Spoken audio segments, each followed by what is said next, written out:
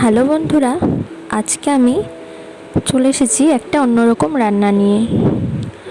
এখানে আমি তৈরি করেছি আলু আর থোড়ের তরকারিও বলতে পারো বা ভাজাও বলতে পারো, যেটা আমি কাঁচা বাদাম দিয়ে রান্না করেছি।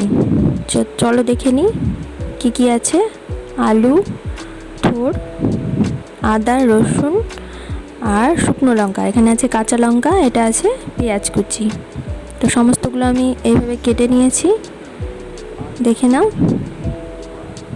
এবারে চলে আসি রান্নাতে। প্রথমে আমি কড়াইটা গরম করতে বসিয়ে দিয়েছি, দিয়ে দিলাম সর্ষের তেল। রান্নাটা হবে সর্ষের তেলেই। দিয়ে দিচ্ছি এবারে আদা, রসুন আর শুকনো লঙ্কা ফোড়ন, আর দেব কালো জিরে, একটু বেশ অনেকটা পরিমাণেই কালো জিরেও এখানটায় দিতে হবে। এবারে এইগুলো ভাজা ভাজা হয়ে আসলেই দিয়ে দেব কাঁচা পেঁয়াজগুলো, যেগুলো আমি কেটে রেখেছি সেগুলো। একই সাথে দিয়ে দিলাম লঙ্কা, কাঁচা পাকা লঙ্কা, যেটা এখানে আমি এই লঙ্কাটাই ব্যবহার করব, অন্য কোনো লঙ্কার গুঁড়ো ব্যবহার করব না, যে কারণে একটু বেশি পরিমাণেই দিয়ে দিয়েছি।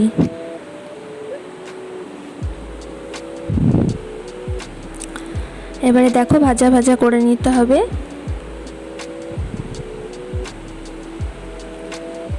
দিয়ে দেব কেটে রাখা আলুগুলো।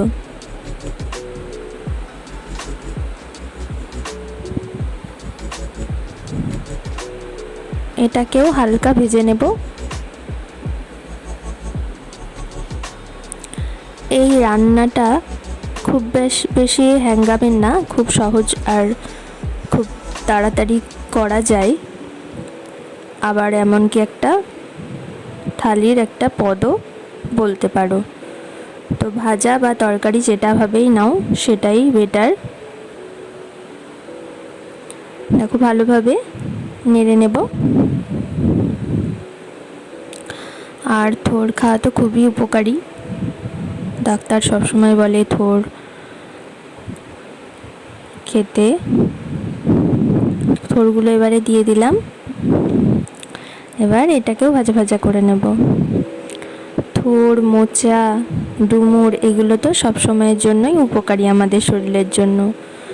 তো এরকমভাবে ভেজেও খেতে পারো বা তরকারি করেও খেতে পারো, বা পাঁচমিশালি তরকারির মধ্যে দিয়েও খেতে পারো।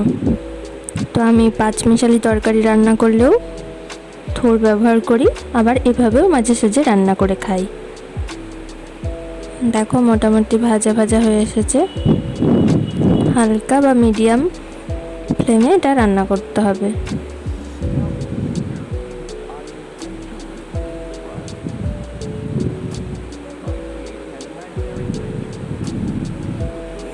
একদম ঝরঝরে টাইপ হয়, যেহেতু এটায় কোনো জল ব্যবহার করি না, যে কারণে এটা তরকারিও হয়, প্লাস ভাজাও, যদি কেউ মনে করে ভাজা, থোড় আলু ভাজা, তো সেটাও বলা যেতে পারে।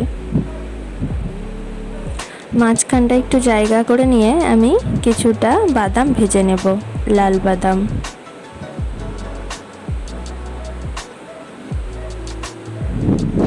এটা আগে ভেজে নিলেও হতো, বাট আমি একসাথে ভেজে নিচ্ছি।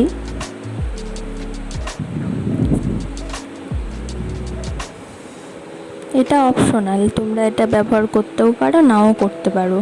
এমনিও যদি ওটা ছাড়া রান্না করা হয় তবুও খুব খেতে ভালো হয়। দেখো অনেকক্ষণই আমি নেড়েচেড়ে ভেজে নিয়েছি। এবার অনেকক্ষণ ভাজার পরে তবেই এখানটায় হলুদ বা লবণ, যেটা সেগুলো ব্যবহার করবে বা অ্যাড করবে। নাহলে আগের থেকে যদি লবণটা দিয়ে দেওয়া হয় তাহলে বেশি তাড়াতাড়ি সেদ্ধ হয়ে যায়, ভাজা ভাজা ভাবটা বা ঝরঝরে ভাবটা আসে না।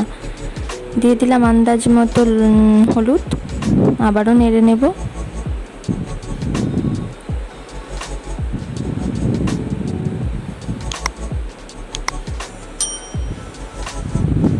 মোট কথা ভালোভাবে আমাকে ভেজে ভেজে নিতে হবে।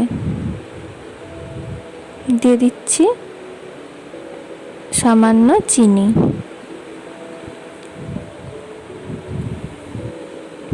আবারও নাড়তে থাকবো।